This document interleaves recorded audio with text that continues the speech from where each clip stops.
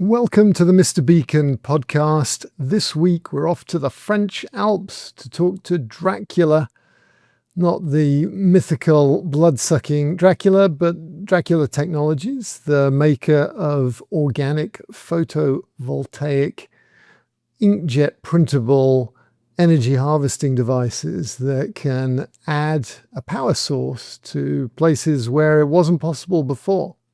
So Ambient Internet of Things is about embedding the sensing and location technology for everyday things all around us. And this definitely qualifies as an enabler for that. The folks at Dracula have been at it for over 8 years. And Jerome, who I spoke to, was one of the first employees, actually employee number 4. He is very versed on the business side and on the technical side. And so you're going to learn a lot from him.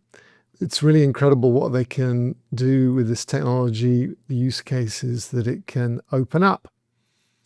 So those of you that can see me on YouTube may notice I'm looking a little casual. I'm sort of in transition mode. Took best part of a week off, went up to Oregon. A friend of ours passed away, wanted to acknowledge that and be with some of his friends.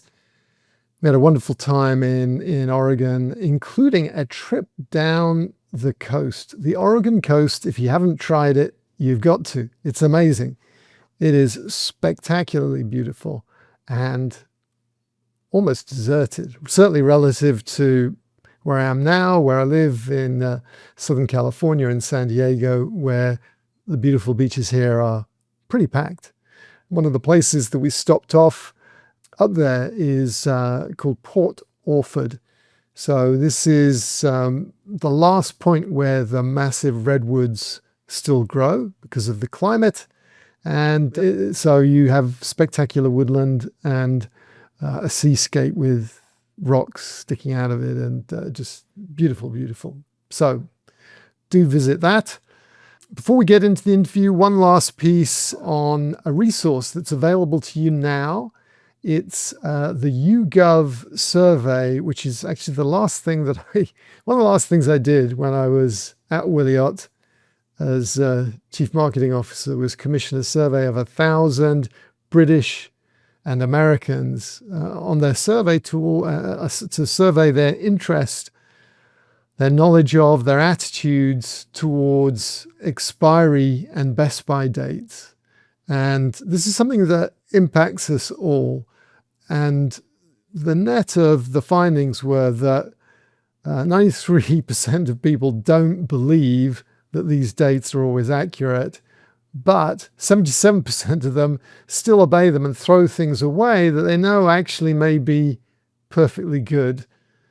70% of the respondents were very open to technology such as ambient IoT that enables continuous temperature tracking and thus can go from a guess to an expiry date that's informed by how product was treated, whether it was kept at the right temperature or not, which is a huge driver on whether things are safe to eat or not. So a lot of environmental concerns. Interesting to see the difference between the US and the UK, very much aligned. The US people a little more into technology solutions, the UK people a little more adventurous and willing to eat things past their expiry date. But if you want to know more, then the data's all there and it's free. Just go to AmbAI.ai, our website, and go to the industry analysis section, and you can download a white paper that summarizes all of the information, and you can get to the detailed data, which is in an extensive presentation with all of the graphs and so forth. So if you're a researcher into food safety, then you're welcome. And hopefully you'll be seeing a couple of opinion pieces pop up in the trade press around food, around that. So that's some of what I've been up to. Let's get back to Jerome. of Dracula Technologies. I think you're going to enjoy this interview.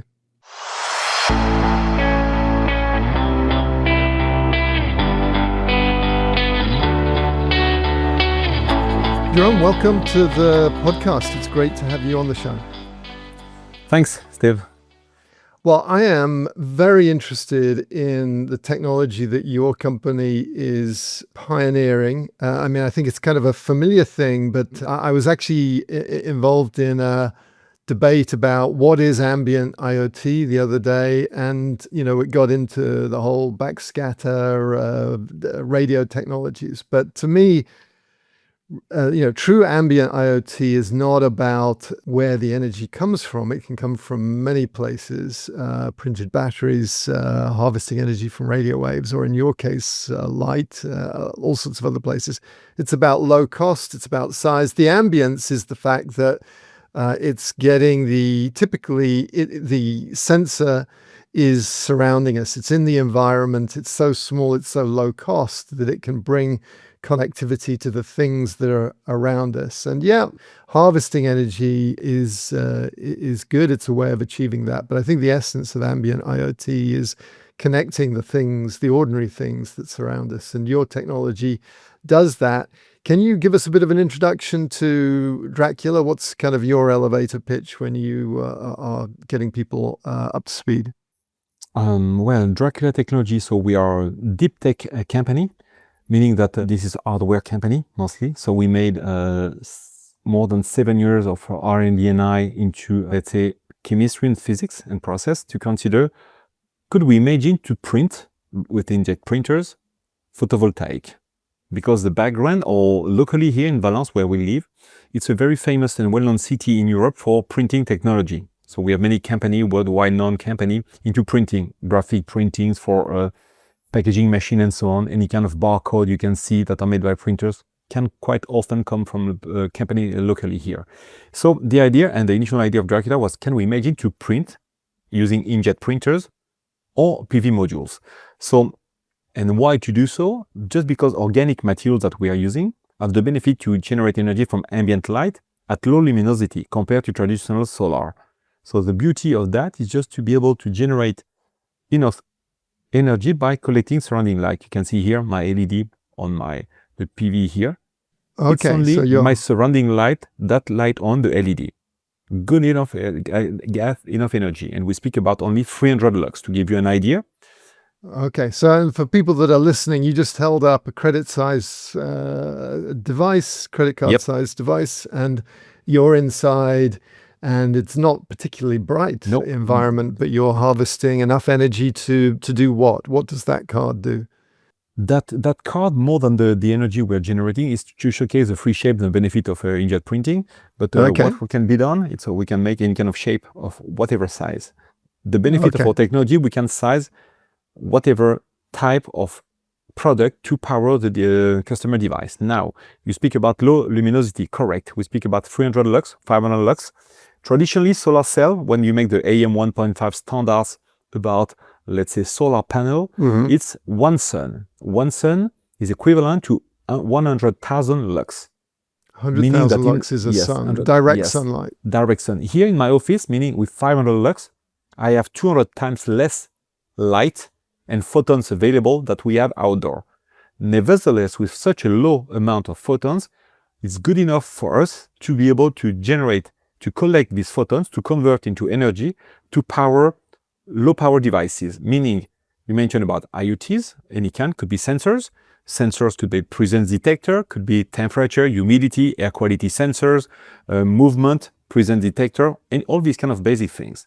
But the crazy thing is not to power only the sensors, because the consumption is not that much, but it's transmitting the data. This is the most consuming part of the IoT process. So in our case, with our technology, we know how to power some LoRa stuff. So it could be Wi-Fi stuff for one application, for that large one with one customer, but mostly it's around wire pass, mesh devices, could be BLE, could be how to power RFID tag by converting from passive traditional RFID into semi-active or active RFID. And because the interest of RFID need voltage. And the thing is that with our technology, even in very low light environment, 10 lux, which is roughly nothing, that traditional PV can deliver about 2.5 volt at 1000 lux. At 5 lux, 10 lux, we were able to deliver 1.2 volt. Yes. So still a lot of voltage. Very few current, but voltage. And voltage is the most important, for example, for RFID.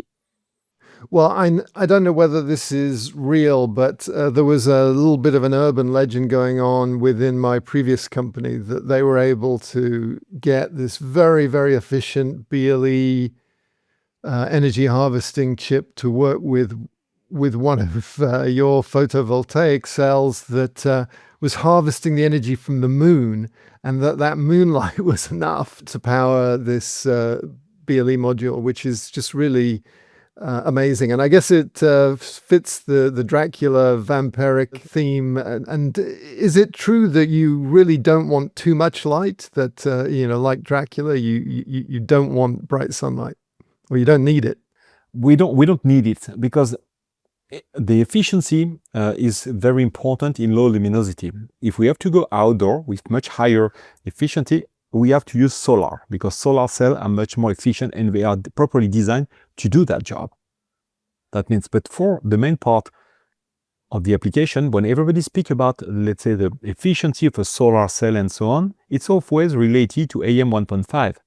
Remember, it's 100,000 lux that we never get on Earth. Even in the most sunny place you may have on Earth, you may reach 80,000 lux, because you have the cloud, you have the atmosphere, everything which is filtering that light. So yes, for Dracula, we like the low light environment because it's where we're the most efficient. When we are quite linear up to 10,000 lux, and the initial design for technology has been made to fulfill that requirement, to be around 1000 lux, which is 1000 lux. It's a very bright office. You have about 1000 lux. Of course, when you come closer to the window, you may reach 2000, 5000. It's not a big deal for us. It's only benefit. But the critical case would be when you have roughly no light. But no light could be good enough for us to harvest, to generate that energy, to be stored properly and to be used when you have really no light. That's the benefit of OPV. So organic photovoltaic for OPV.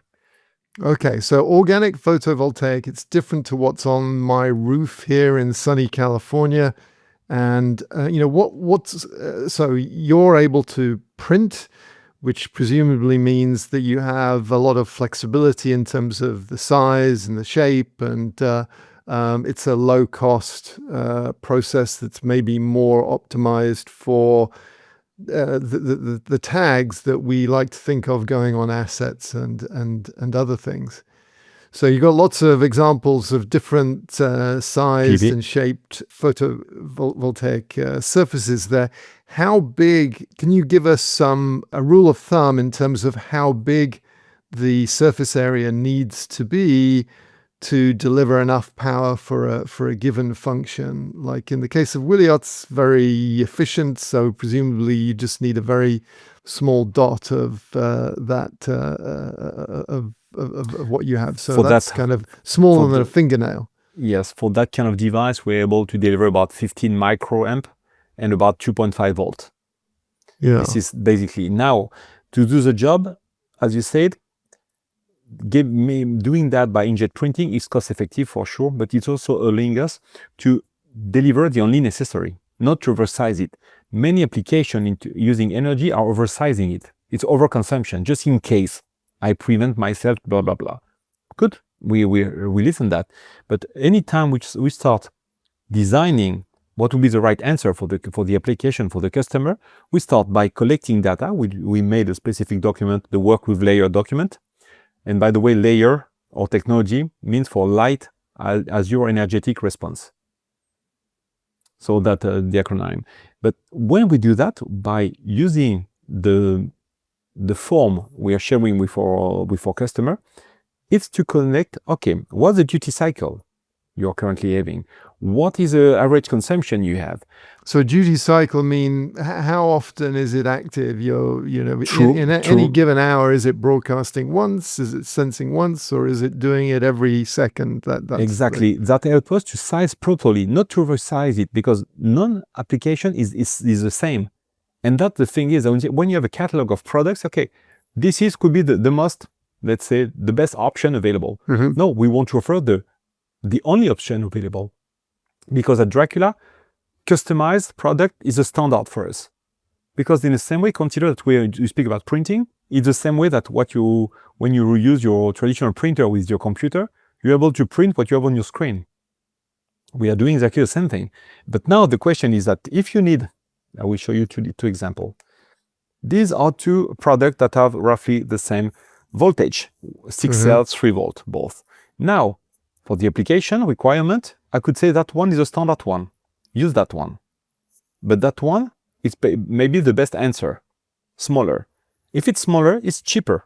So I'm also price effective. If the difference of 20% of the surface, potentially the price could be different for about 20% also. And size is important because of cost, as you say, but also just in terms of the practicalities. If I've got a plastic crate, for instance, and I want to put that sensor in a small recess that is not going to get damaged, then you have that ability to customize the shape to fit in with the existing constraints, physical constraints. So I can see why the printing would be advantageous in that case. That's key, exactly, because for example, have you seen that our products are very flexible also? That means we can wrap them around. Yes. So any kind of application is different. So we are quite often answering the same needs. I need to get enough energy to power sensors and to get a transmission protocol, let's say compatibility, whatever it could be. So based on that, when we know all this with specification, we're able to figure out quite quickly, is it feasible? Yes, no. Do we have some standard existing product? First thing. Maybe some catalog, we're working on a catalog of products that will be ready by, let's say, Q3, Q4 this year. And if not, how long it will take to get a special custom design product?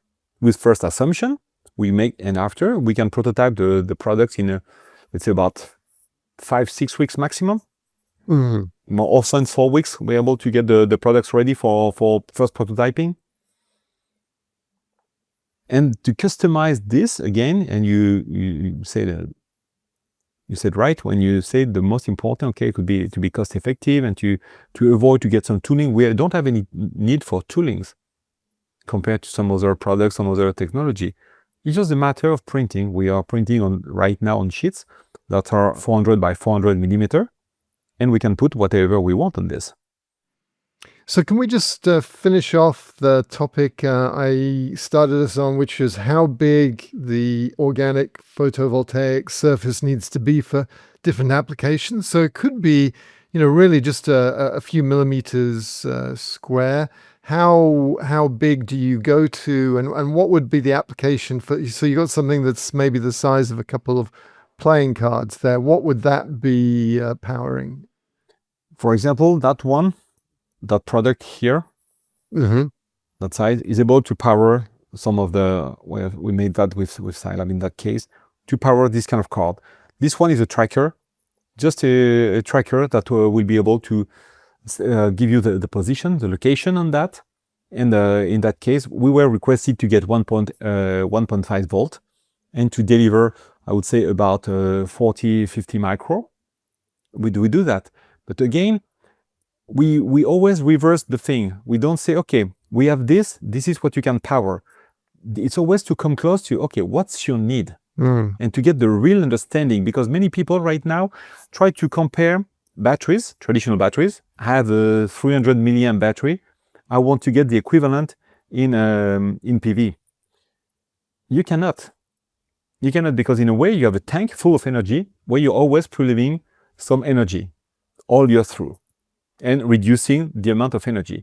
In our case, we always need a storage, would be a supercapacitor, micro battery, and so on, where you store the energy, but you're always refilling it daily. You're always refilling it every hour, every minute, every day. You refill that tank. So you cannot compare it. And when you see that, when we see why energy harvesting is becoming key for many products, we see more and more of products that are, let's say, the design is given by the overall battery size. Mm. And are you able to generate enough power that you can actually charge up a battery? Yeah. So you talked about two kinds of storage. One is a supercapacitor, and there's a battery as well.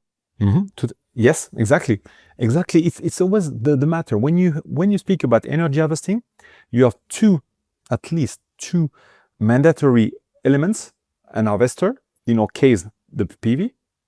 And the second one you need is a storage to make sure that the energy collected will be able to be used. Yes. Now, the third one that is used more and more often for very high-end product and very efficient product, it's a PMIC, a power management IC. Okay. That will allow you to guarantee the best extraction of the light to store it properly in the storage and to guarantee the optimum usage of what you stored in your application, to avoid all the leakage and guarantee the maximum efficiency. So this is the way that it's So this done. is called a PMIC, a power management integrated circuit.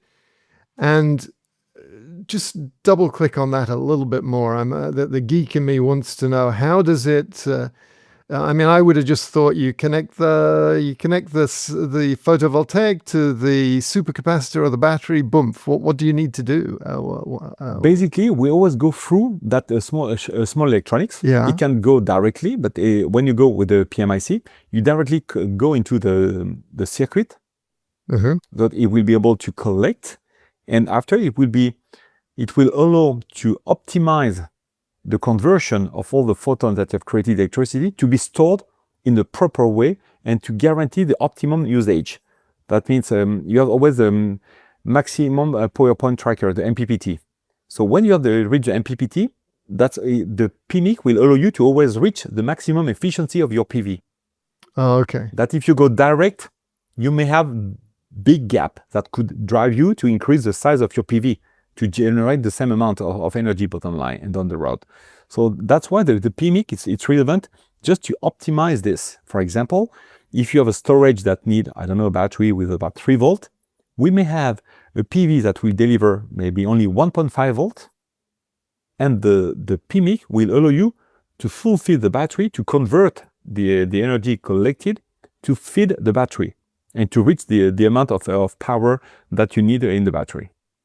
And who makes those PMICs? Who are the leading vendors there that you would work with? The leading vendors on that, you have the Belgium startup. There's no more startup now. It's a company, a big player, which is EPs. EPs, yeah. Which is very good at.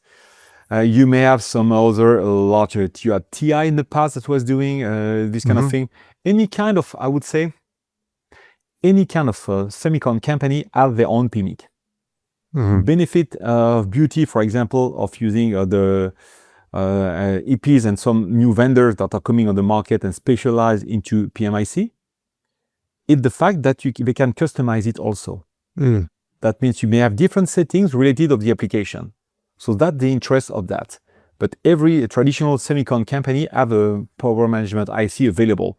But maybe let's say it will not be as optimized as a special vendor as let's say PMIC manufacturers. So you've got this amazing product. It's printable. It's super efficient. It's like Dracula. It can work in these kind of shadowy places. What are the kinds of applications that this is unlocking? What are the use cases that you see moving the needle? Everything started, the main market that used that technology back about, let's say, a decade ago, even more, it's into smart home, smart buildings. You've seen the first photovoltaic, small, could be a traditional monocrystalline, to power some, let's say, some displays, some sensor calculators. Everybody had a calculator with a small PV on it. So it has been used in that way, let's say, for the past decade. And energy harvesting for smart home and smart building mostly has been the most relevant, because everybody was thinking about, if I have to change my IoTs, my sensors, how does it work using traditional batteries? Because if you follow the way it has been done, the first IoTs were all wired on grid. After we decided for the way as an add-on, if we wanted to add some more, if we wanted to create, to make some improvement and so on, it was better to get them wireless. So we moved with the battery-powered devices. But the battery-powered devices create you a new restriction. I like the example, when you have a remote control home using batteries. When you are out of energy, it's not a big deal. You always have batteries there, or you will swap the one of the functioning, remote control to the other one, and it works. And even if it's not working, you don't have batteries, it's nothing critical. Now, you spread around buildings, facilities, warehouse, 100,000, tens of thousands of sensors, and someone have to take care of replacing these batteries. That's becoming a real pain. So this is where we've seen the market looking for alternatives and solution in terms of TCO. Okay, how long my product will last? How does it work? So you have to make some maintenance, because what we are seeing more and more, that you have the IoT, which is transmitting data, information to manage your building, to manage whatever. But the most important is the data itself. So when you're out of energy, you have no more data. So that's becoming the critical point. That's the first thing. Now, why it's important also to go on this kind of market for, IoT, generally speaking, when you want to ship your product abroad, overseas, you have to split the batteries in a way and to put the product in the other side. I hadn't thought about that. Yeah, the shipping issues with sending batteries. Regulation. We have issue. Sustainability. We have customer asking us, you know what, the biggest issue we have is because we have to test the product with the battery in, to remove the battery in, to pack separately the product and the battery, to ship at the same place. One part will arrive faster, the plastic part and the electronics, and the second one, the battery, will take a little bit more time and could be also more expensive with more administrative tasks. So this has been first market, had been, around smart home and smart building. So these are like a temperature sensor, atmospheric... humidity, presence detectors, air quality sensors, presence detection, and all these kind of things that allow you to manage a complete condo, where you have everything in and you can monitor everything in the place. No one in the office shut down the air conditioning, shut down the electricity, just to optimize the energy, the usage of all energies.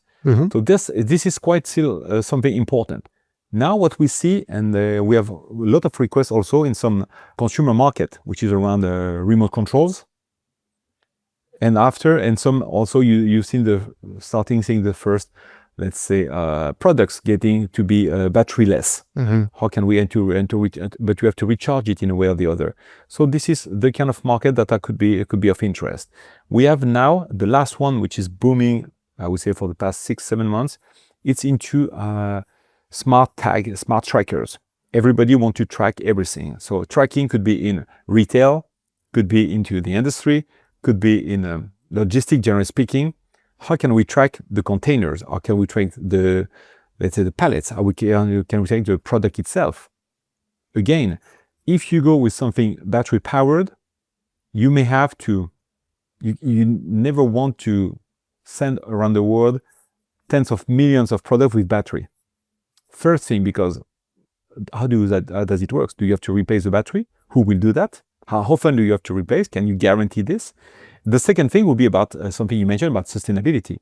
Down the road, the batteries are quite often still with a lot of, rare earths inside, and the recyclability is not that important. Our product, made with organic materials, allow us to be, recycled the same way that you're recycling a plastic bottle, because it's made at 99% of PET. And the material that we are using inside are organic carbon-based product. No rare earths, no heavy metals. The solvents are using are alcohol-based or water-based. So that's also a good point. This is not the biggest solution and the reason why, but it works. Also, that's something very important to consider, the recyclability down the road. If you take some market or the application, which is the ESL, electronic shelf label product, in all supermarket, you have the display and it can be powered. Traditional one are using 2 batteries inside. This battery lasts 3 to 5 years. And at the end, what do? That's a big limitation when you want to mass produce IoTs or connected devices that need energy. That means when you see the cost, it may cost between, I don't know, $5 to $8. The batteries cost maybe 20 cents. But who want to take the time to replace among the product, replace the battery? Nobody's do that. So later on, you have the waste, electronic waste to handle and to deal with. So we've been talking about cost indirectly. You're able to minimize the size. That helps to reduce costs. Certainly the operational costs go down because you're not having to replace batteries. And, you know, one other advantage, I think, is commissioning. Sometimes you get these battery devices and they have a tag you have to pull. Sometimes the tag doesn't get pulled. You don't have to worry about any of that. Let's get to the price of your product, though. What is it that someone should be budgeting if they have an electronic shelf label? What's the incremental add to the bill of materials to add that organic photovoltaic component? The technology compared to traditional, I would say the increase of cost would be around $1 to $1.2 per device in large volumes. Mm-hmm. Okay, so that would give you the energy source that would keep this thing going for how long? What is the lifetime? It's longer than a battery. Presumably it has a finite life. I guess Dracula lives forever, but maybe your product has some kind of limit. I will never see one of my products lasting forever because I will die before. The thing is that we are guaranteeing 8 to 10 years with 80% of the initial efficiency after that time for indoor use and indoor application. And after you will have a slow degradation related to oxidation. This is organic materials. So these organic materials, of course, you have oxidation due to let's say the oxygen inside and also the humidity that you have, and that creating some restriction and limitation that reduce the overall efficiency of the device but very slowly among the years. But 8 to 10 years with 80% of the initial performance is something that we guarantee. Very good. And, you know, in the case, so I'm just thinking about the competitive landscape, the competition against batteries. There's so many things that are better. Just going back to the traditional photovoltaics. So you have more flexibility on size. How does the actual printing process work? I don't literally get an inkjet printer and No. get some of your chemicals. Maybe you can. Yeah, sure. The process is quite simple. My colleagues will kill me. That's why I'm looking for there's no one behind. It's quite simple. When I say simple, meaning that we start from a PET barrier film, and we start printing the first layer. We dry it. We print the second, dry it, print, dry, print, dry. When it's over, we had the bus bar on the side this is the bus bar to get the connection here. You may see, the silver. So this is a conductive layer that that taps into it, some metallic thing. Yes, silver band. And this, after you encapsulate, you have another film on the top to make sure that everything will be sealed and properly, let's say, sealed to last for the 8-10 years that we are giving. And the product now, when it's done, you can use it and have it in your hands that way. Very good. Very good. And talk about the future. Where are things going? You're doing work in storage as well as harvesting, right? Correct. That's a good transition. Yes. At Dracula, we develop what we name layer vault. Layer vault is the fact that for any kind of application, I told you, for energy harvesting, we need two things: the harvester and the storage. So what we did is layer vault. So on the front, you have the layer, which is the PV module, and the back, you have the supercapacitor made by printing. Print. Yes, we print. In that case, it's not inkjet printing, it's screen printed. So I can show you the product by its own, something like that. That's it. That's supercapacitor. So that's the size of a playing card for people who are listening, and it's got kind of like a snake of this. It's a half. Yes, it's very small. Material. It's a very small device, and the same thing that could be customized the same way that the PV modules itself. Okay. So for the same reason, because the process we use to manufacture it is allowing us to deliver the only necessary. So that's the reason why we made it that way. And the benefit is also to be very thin. And when you implement into a complete product, will never be over 1 millimeter. We never reach that. We'll be even around 0.8 millimeter, roughly 300 micro. So I'm assuming one of the benefits, advantages over the traditional photovoltaics is this is more flexible. Are there any applications where flexibility is important? Flexibility is really important when it's really related, for example, for smart tag and smart labels. The product will have very light deformation. If you print it and you want to reprint it on a bag and so on. And of course, the flexibility can allow you to use any kind of, and follow a kind of deformation, I would say, related to the designer wanted to put the product onto a curved design, wanted, for example, we have some application into the PC peripherals for mices. If you want to put the PV on a mouse, you may have to make a very specific design and to follow the curve. So yes, flexibility in that case is key, of course. Yeah. And for an easier integration. And I keep on coming back to kind of the competitive advantages, disadvantages, because, our audience in many ways is the solution designer, and they have a palette of tools. And, we're not going to argue that hammers are better than screwdrivers or screwdrivers are better than hammers. It's like the right tool for the right job. So if I think about radio frequency energy harvesting versus what you offer. So RF, if I was trying to make the case for RF, it would be, I don't need to see the light, whereas you do. But it seems like your product has the advantage of, not everywhere has a source of radio frequency energy. You'll have a place where there isn't the infrastructure, or the radio waves are the wrong frequency. Is that kind of the essence of where you think this scores against radio frequency energy harvesting? I would say that the first thing is that everything that we've seen so far on the market and the survey that has been done consider that 60% roughly of energy harvesting is made with a PV, photovoltaic, solar or light. That means it's using the light.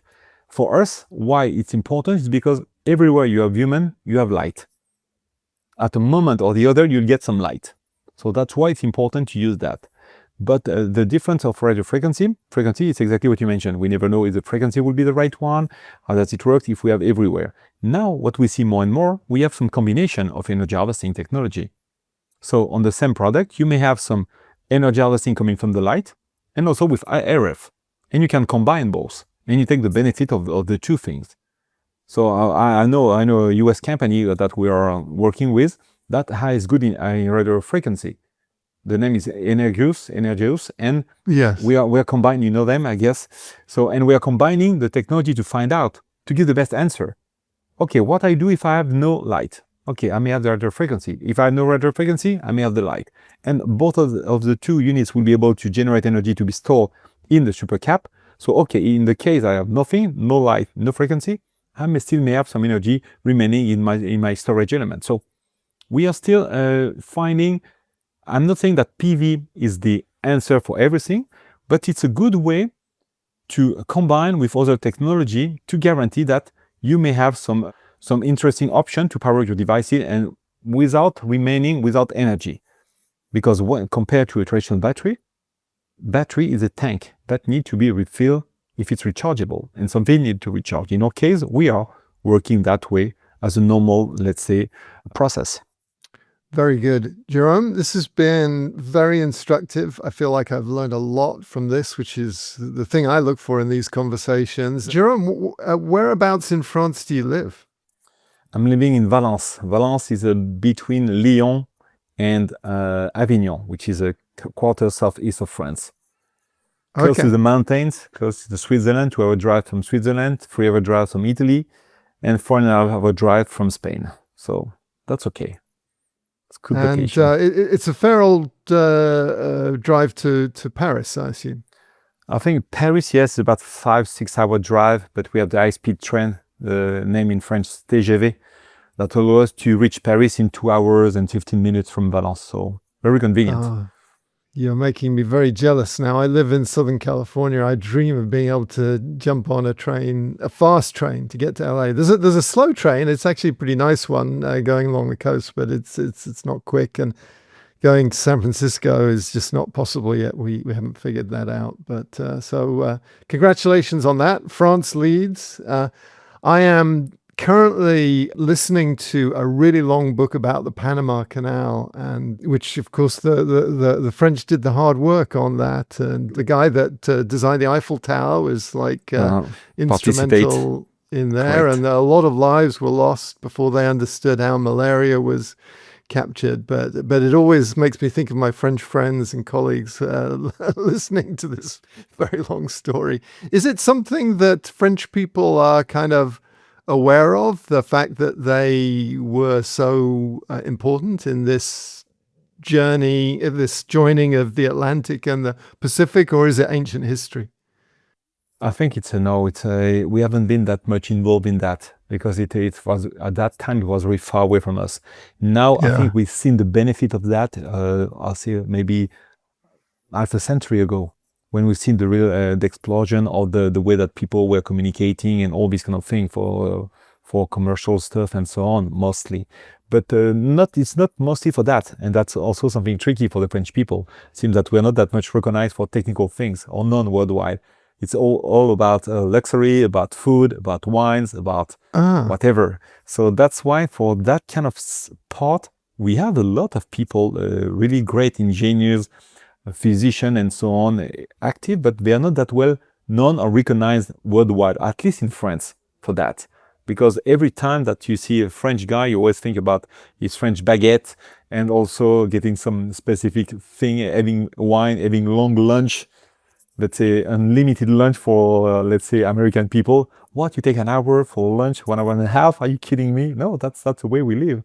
That's a part of our thing. So all the kind of very deep technical development, improvement, or innovation made by French haven't been that much taught. It's because listening of other from foreign people that we knew and understood better and deeper what has been done and what we're currently doing. And we have many French people now leaving France to go in Northern America, of course, or other large companies in Europe or even in Asia, because they are recognized for some of their specificity and some of the education that our university are giving. So that's also interesting, but it's something, let's say, not that much well known and well understood so far. Well, I remember early in my career, there were a lot of American companies setting up R&D centers in the south of France, presumably because it was a beautiful place and you wanted to get geniuses to go somewhere for you, then send them to the south of France. And I don't know whether that's still a thing. I don't hear about it so much. We still have the era around Nice, Sophia Antipolis, which is still very famous for all related to, let's say, smart cards, the payment cards, credit cards. We still have a very large company, and also for some of biologic stuff there. So we still have very large companies there, but I don't know if it's a mix of the beauty of the place and the location certainly bring many interest, because not everybody, many people just consider that living in that place is very, very nice. So yeah, I think that it helps convincing people just to move if they have to go there. If they have to go in the middle of France, even if it's nice and lovely too, it's not the same thing, because the access and also you cannot benefit from the same, let's say, structure, organization, or overall, I would say, infrastructure mostly. So we've been talking about Dracula, but Dracula is just kind of the latest act in this play that's been your life. You had your own company for a long time. How did, tell me a little bit about that story of how you got from running your own company and then helping to start up Dracula. The thing, it's always a matter of people. So I was a young student. I was just finishing my first part of my studies in laws. And I wanted to change completely from this. It was not done for me. And at that time in French, we had some opportunity. It was what they name it, translation would be sandwich courses. That means you spend one part of your time at school, and you need to get a job. And the education was mostly in commercial and marketing stuff in that company. And I became from one day to the other, a salesman on the road, having my car, my visiting company without not that much technical background, but just to promote the product of that small company. At that time, let's say back 30 years ago, the name was not startup. The name was a small company. We have 5 people. I was the 5th one to join the company. And I made my journey in sales and mostly in different, I would say, territory. I cover 1/4 of France. I cover half France. I covered some specific, let's say, industries such as automotive for France. I took the lead for the commercial and commercial lead for the team in Europe, mostly end of the 90s. And I had the chance to purchase the company with one partner, one of my colleagues, in the early 2000s. So the company at that time was 35-40 people, 35-30 people. And later on, so I created different subsidiaries worldwide, China, United States, Brazil, Spain, Italy, Germany. I met my current partner, Brice, in early 2000, because at that time he started the innovation lab for the Chamber of Commerce we have here. And he supported us at that time really with my previous company to learn more about what are the new projects, the new technology, what can be done, how technology could be implemented, how could we get very well-trained people, engineers or PhD to join us, because you have some support. So he helped us to build many projects. So every, let's say twice a year, we had a meeting and we were encountering, let's say 2-3 times a year. And when I sold my company in 2016, I sold my shares. Brice was just at the time to make his first fundraising round. So he asked me about what I was doing. I asked him what's the status. Said, okay, I'm looking for this. I said, okay, first of all, I was thinking joining him as a sleeping partner. That means just investing and supporting, because the idea of the project of Dracula, creating photovoltaic using ambient light and manufacturing this by inkjet printing, was that something cool, nice, sustainable, but something somewhere crazy. I say, okay, it's something that had the idea, and he was already pushing the company for 5 years, because it was still an R&D&I. It's a deep tech company. So we started from many support, working with universities, CNRS, and so on. But he was always developing, growing the company, and asked me after if I wanted to join him to let's say, take the responsibility for the sales. I was the 4th one to join the company. So 25 years later, I joined another company, being the number 4. And now we are 45 people in Dracula. So it's a nice journey. Still many things to create, to develop, but it's always a matter of meeting people. My first, let's say, boss has been something, just being a real mentor with something I like in this, which is, or you like him or you hate him. And it can happen several times during the same day. But something that was without any compromise. And I love that. It was never in the middle. So, and I like that kind of way of thinking. That means to take a decision. And so I love that. So yes, for me, it's something I kept from that time. And something other funny stuff, because it's very warm weather right now in Europe, in France mostly. Something, every legacy I have from my time in that company back in the early 90s, as we have no aircon at that time. I convinced the boss at that time to come working with the Bermuda, because it was too hot. And I say yes, and with a polo or a shirt, something clean, but Bermuda, short sleeve trouser. And they say, okay, yes. And now this is something I'm still doing in my company for the past 30 plus years. And so one of our new CFO joined us about 6 months before. It was during the winter. And when she's coming from Paris, and when she's seen me with this, she say, "Are you okay? Are you wearing this?" "Sure." Yeah. "What's wrong with that? You don't like this?" Say, "No, it's not. I never seen that." Say, "Yes, but the most important thing is to be comfortable. One thing when we are meeting with customers, to meet, of course, when we are meeting people, we are wearing real trousers. But here, to do our daily job, we need to be the same way that we are outside the company. Because if you try to be someone different from when you're working, when you're in your own life, you become completely mad and crazy." So this kind of basic thing, that's the kind of legacy again of what we're doing. I had the chance again, starting a new company with Brice, my partner, to do the thing that I like to do and the way I like to do, so which is great. I'm a lucky guy. Oh, well, it's a great story. It reminds me of my first encounter working with Americans. I grew up in England, and I was working for this very British consulting company called Logica. They were centered in the center of London, the West End of London. The CEO was a real character. He used to get on his bike and ride to number 10 Downing Street, and we all wore suits to work. It was that era back in the 80s. And I remember my division, they were pioneering open systems, the very first Unix software systems. And we got bought by this company called the Santa Cruz operation, based in Santa Cruz, which is kind of a very hippie surfing town south of San Francisco.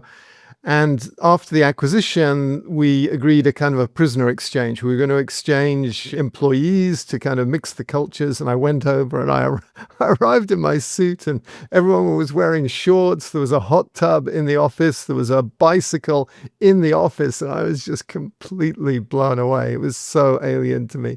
But of course now, wearing shorts is, that's what you do in a West Coast startup. But I think even West Coast, but it's also a different mindset you have between Europe and the US. And I love that way. Be the way you are. And it's something, even in business, it's really important in doing relation with people. In Europe, when we have some meeting with potential leads customer, it may take 2, 3, 4 meetings before getting in what we are offering and the way we can move to the next level. And you have to be very formal for many steps. In US, I remember my first meeting back in 2000 when I opened my subsidiary. It could take 10 minutes. It was over. No, we never make something together because no, I don't like it, or it's not useful for me, or I cannot implement your technology. Great, it was done. Let's have a coffee and have a great day. Maybe later we'll reconnect. And I love that way doing this. And this is something I'm a little bit jealous of American, the way they are able to make it happen that easiest way that we are not doing here. So great. I love you. I don't like it. It's not the matter. It's just, can we make it? Can it work? Yes, no. We have an interest? Yes, no. Let's do it. And that's easy way to do business.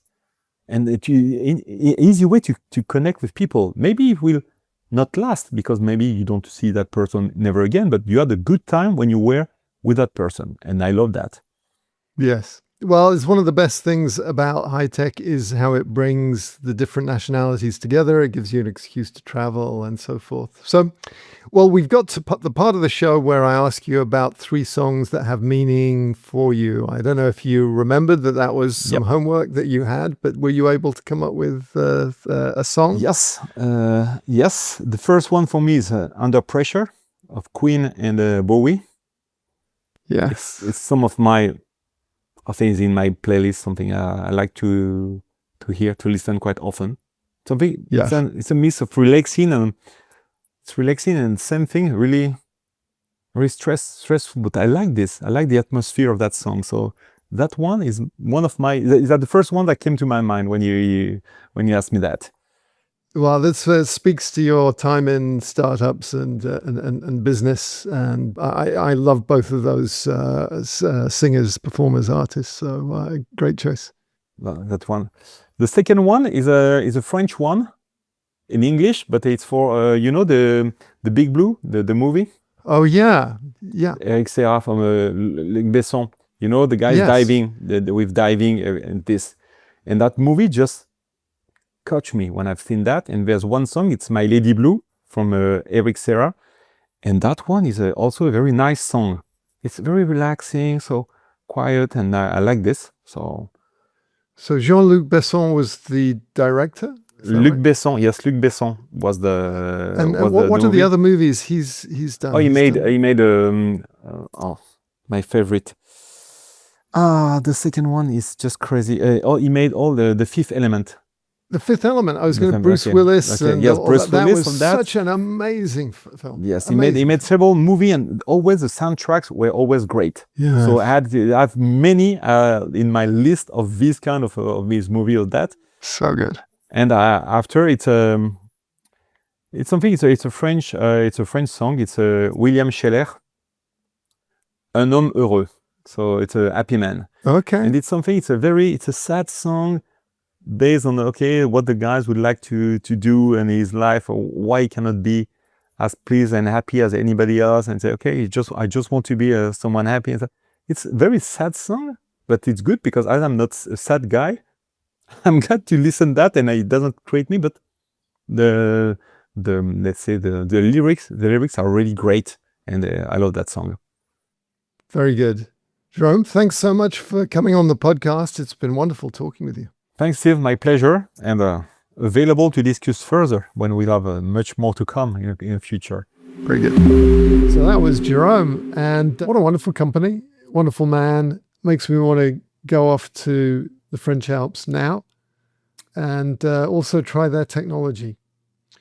So this is the time when I say thanks to a few people, Frank Rizzo, Elizabeth Kerr, friends of the podcast, who are absolutely candid. And the only reason they listen is because it helps them go to sleep. Doesn't matter. Whatever reason you want to listen, I'm grateful for your attention. Dominic Gunnard, who claims that he doesn't listen to go to sleep and actually likes the interviews.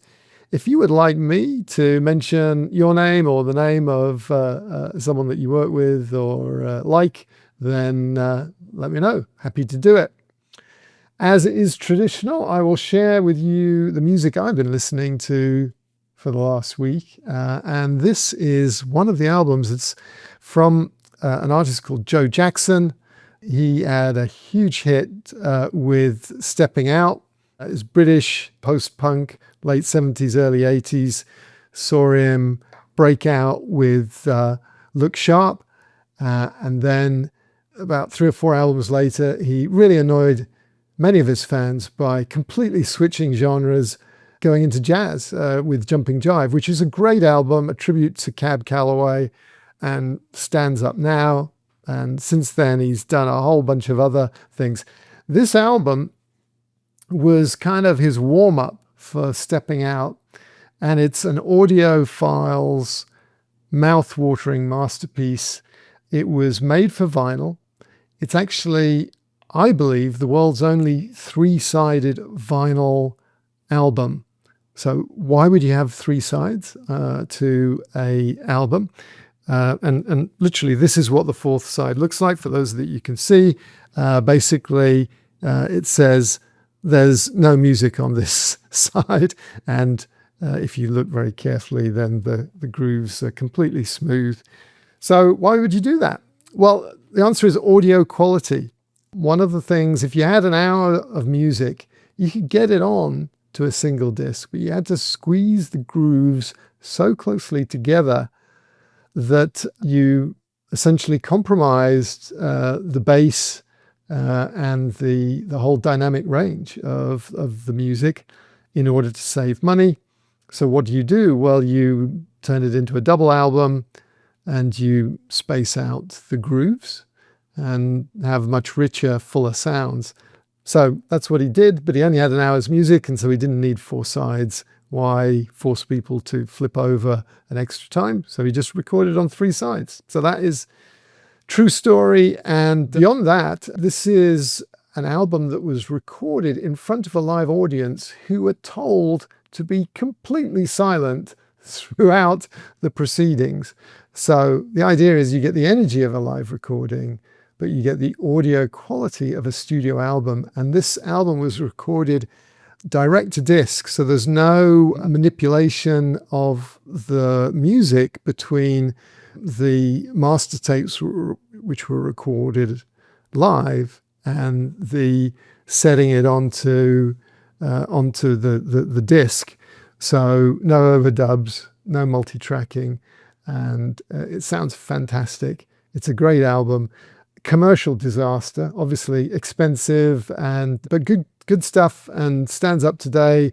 Joe Jackson, full of political disillusionment, which could be just as relevant in 2025 as it was in whenever this was made in the 80s. So that's it from me. Thanks to Aaron Hammock for editing this. Thank you for listening. I hope you enjoyed it, and I hope you come back in 2 weeks' time when we'll have our next episode. Until then, be safe, enjoy the journey, all the best. Thanks for watching this episode of the Mr. Beacon Ambient IoT podcast. You can also listen on Apple Podcasts, Spotify, or wherever you get your podcasts. Please like and share this video and be sure to subscribe so you don't miss further episodes. For more information about Bleakon, head over to bleakon.net. For more information about Identiv, go to identiv.com. And for more information about AmbAI, go to ambai.ai.